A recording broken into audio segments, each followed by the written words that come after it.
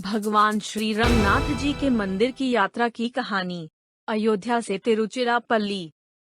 राजा दशरथ जी ने भगवान श्री राम को 14 साल का वनवास कहा और भगवान ने पिता का सम्मान करते हुए 14 साल का वनवास मुस्कुराते हुए स्वीकार करा। अब प्रश्न यह है कि राजा दशरथ ने भगवान को वनवास दिया और एकलव्य का भी वध करा, पर सत्यनारायण की कथा में लिखा है कि उल्कामुख नाम का राजा दशरथ भगवान श्री रंगनाथ जी की पूजा करके अंत में वैकुंठ प्रताप किया। उनके पूजा अर्चना से भगवान श्री रंगनाथ जी ने उनकी नैया पार की। भगवान श्री रंगनाथ जी श्री हरि का स्वरूप है। उनका मंदिर कावेरी नदी के तट पर तिरुचिरापल्ली में है। शिव पुराण के अनुसार ब्रह्मा जी के पुत्र मनु की छींक से उत्पन्न हुए उनके पुत्र इक्ष्वाकु, जो कि राजा सूर्यवंशी राजाओं में पहले माने जाते हैं, उनकी राजधानी अयोध्या थी।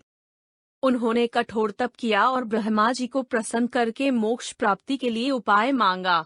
ब्रह्मा जी ने उनको भगवान रंगनाथ जी की मूर्ति दी और कहा, जो पृथ्वीवासी इनके श्रद्धा से पूजन करेंगे उनको वैकुंठ धाम प्राप्त होगा। राजा इक्ष्वाकु भगवान रंगनाथ जी की मूर्ति अयोध्या नगरी में स्थापित कर दी। इस तरह उनके वंशज को मोक्ष मिला। राजा दशरथ इक्ष्वाकु वंशी महाराज अज के पुत्र और अयोध्या के राजा थे। वाल्मीकि रामायण के अनुसार भगवान श्री रामचंद्र जी 11,000 वर्ष तक अयोध्या में राज किया और जब वह वैकुंठ धाम की ओर प्रस्थान करा तो सब अयोध्यावासी भी उनके साथ चल दिए।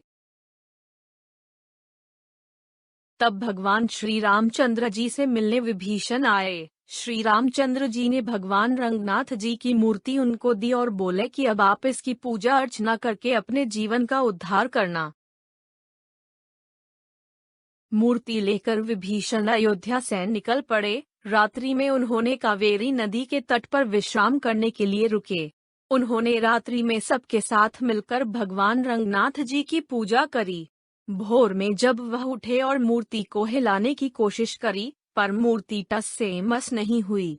आखिरकार विभीषण मूर्ति को वहीं छोड़कर लंका चले गए और कावेरी नदी के तट पर उनका मंदिर का निर्माण हुआ। जय श्री राम, जय श्री कृष्णा, जय श्री रंगनाथ जी की जय। इस तरह भगवान श्री रंगनाथ जी के मंदिर की स्थापना हुई और आज श्रीरंगम मंदिर से भी जाना जाता है।